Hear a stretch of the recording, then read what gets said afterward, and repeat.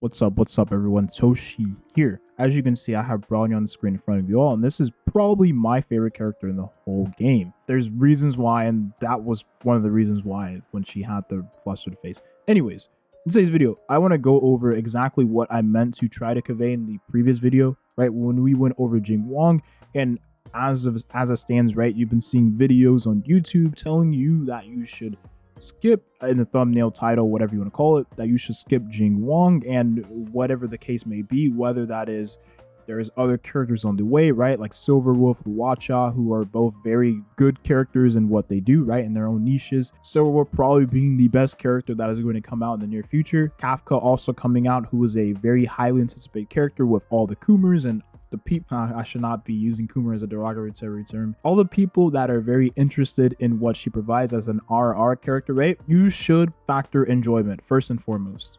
I did not mention that.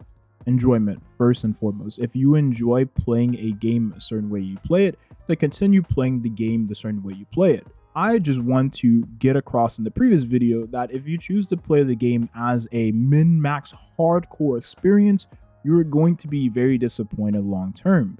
As you can see, there is no PvP in this game, and there probably will not be PvP for a very long time. If there was any form of PvP, then maybe it would be like there is currently in Honkai Impact, where there is leaderboards and you compete against other players on those leaderboards to get rewards. The rewards in the game modes in Honkai Impact typically aren't that good anyways. It doesn't justify you spending tons of money to achieve very little rewards because they have little to no value. Especially the higher you go, the rewards don't really improve that much. Most rewards you get anyways in the game are from stories, from events, from just farming in the game. Even longed bonuses give you tons of rewards, which makes for a very casual experience where everyone can enjoy. In Honkai Star Rail, we currently don't have any events, so it's kind of hard to say where most of the currency is going to come from. All we can really say is that we get a lot of rewards from the Forgotten Hall, we get some good rewards from the Simulated Universe, and you just get tons of rewards from just exploring and playing the damn game. Playverse has been very, I should say, generous. I'm crazy I'm saying that. They've been very generous in the beginning of the lifespan of Honkai Star Rail, where we've gotten tons and tons of rewards to kickstart our accounts. Part of the reason why I have a very nice account here with Bailu and Bronya, it's an account I've been very anticipated to actually obtain. You should factor enjoyment when you play Honkai Star Rail going forward. If you want a character, you should definitely go for the character, because there is no telling if that character will be returning anytime soon after their banner leaves. See, Seal is going to go away in 4 days at the time I'm recording this. I personally do want to go for the character because I know that if this character goes away, there is no opportunity for me to get her until her banner comes back around. Who knows, that may be 6 months, that may be a year, that may be 2 years. We simply don't know how reruns are going to work in Honkai Star Rail. It could follow suit like Genshin Impact, and hopefully it does. As it stands currently, none of that is really known right now. It's all up in the air, so only time can tell what it's going to be. With that being said, Steel is an amazing character. She's really fun to play. She's a very strong character at that. But she is, first and foremost, a very, very fun character to play. There's something about just dancing around the battlefield with the butterflies of Seal's aesthetic, being able to one-shot enemies, and then once you one-shot an enemy, you get an additional turn. Combine that with her very fast and quick assassin-like playstyle, and you just get so much enjoyment out of it. She's a very nice character. You can pair it with pretty much any team. You can put her with another double single-target DPS character, and that will still be a very solid team. I'll go as far as say you really don't have to use her elemental skill every time you use her abilities, unless you're of course tackling probably the hardest content in the game, which is going to be the last stages of Forgotten Hall.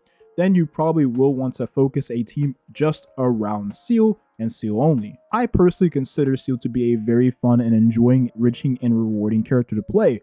As stand currently, she is the best character in the game by far. The best DPS, the best DPS, the best DPS, the best DPS. Now, with Silver Wolf coming in the near future, that character is going to be very strong. She probably will be one of the strongest, if not the strongest character once she releases. She's going to provide a lot of value to your team comps, a very nice defense break, a very nice resist reduction on the enemy, which is going to be very good. Take into consideration that a lot of bosses have tons of resistances and tons of defenses. She's going to be a very nice, valuable character to have, and she's, of course, Bronya Jr. That is probably the best reason to go for the character, because you get to play with Bronya if she was a Lalafell.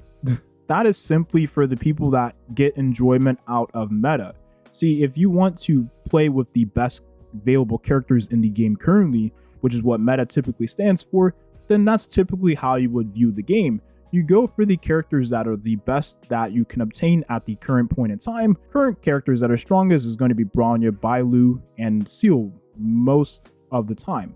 You're going to probably try to get these 3 characters as you start your account, like I have currently. I just so happen to get Bailu because I have skill issue, and Bronya because she's Bronya. If she was bad, I would have gotten the character regardless. Silver Wolf comes out, you probably will get Silver Wolf on your account because she provides a lot of value for your team comps. There's no denying that. But it just so happens that a lot of the characters that are iconic in this game turn out to be pretty strong. Himiko, I want to say, is pretty strong in her niche as a very nice farming character. You probably use her to farm a lot in the game, especially when you reach the end game. Once you reach end game, you'll have much better gear you can put on her to crit the enemy, to constantly kill the enemy, have uptime on maybe whatever light cone you're using to give Himiko more DPS in her kit, and then you will have effectively a much better farm team, especially when you put Herder in that team, which makes for very nice AoE damage. Jing Wong coming around the corner, who will also be very nice for your farm teams you can also use with Himiko. With that being said, on the topic of Jing Wong, he seems to be a very strong character. Now, all the limited characters currently, well, we only have 2 we can talk about, but we do know the kit of the future limited characters coming in the near future for Honkai Star Rail, and all of them seem to be very strong in their own niches in their own regards, with Jing Wong being a very nice lightning AoE damage dealer who also has very solid single target damage, which is crazy for an AoE damage dealer to have very nice single target damage, which, you know, you look at a character like Himiko and her single target damage is pretty much dog dookie. He's a very solid character, and if his kit stays the same way it is, he will definitely be a character that you should probably go for if you like him as a whole.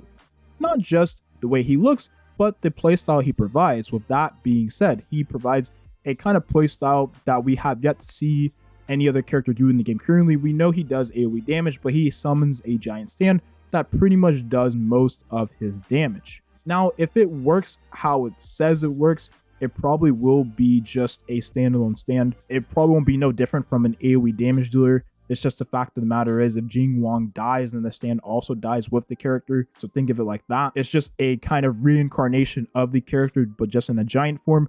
If you know Bleach, then think of Captain Komamura as being how Jing Wong is currently. I probably will have a picture of him on the screen. He's like the wolf guy.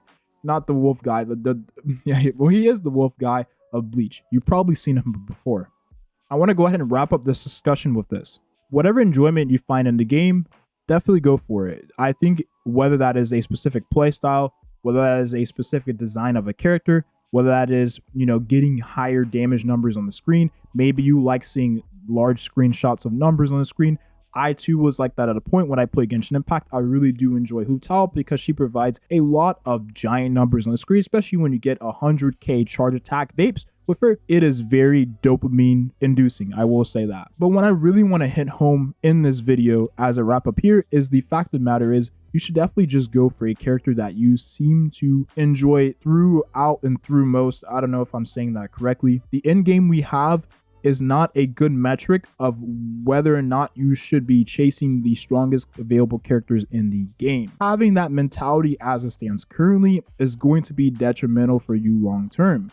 Is going to reduce your enjoyment of the game because we don't really have any fulfilling content that fits that niche specific mentality. That's all I'm simply trying to say. There is no current PvP game mode in Honkai Star Rail. There isn't any leaderboards in Honkai Star Rail, and there simply isn't any content that is meaningful for anyone that is looking to get the most value out of their characters in the long run. All you really get is a character with a flustered, blushy face, and I mean, that's not for everyone, I guess, but I don't know what the end part of this video is going on about. I've just been rambling for long enough.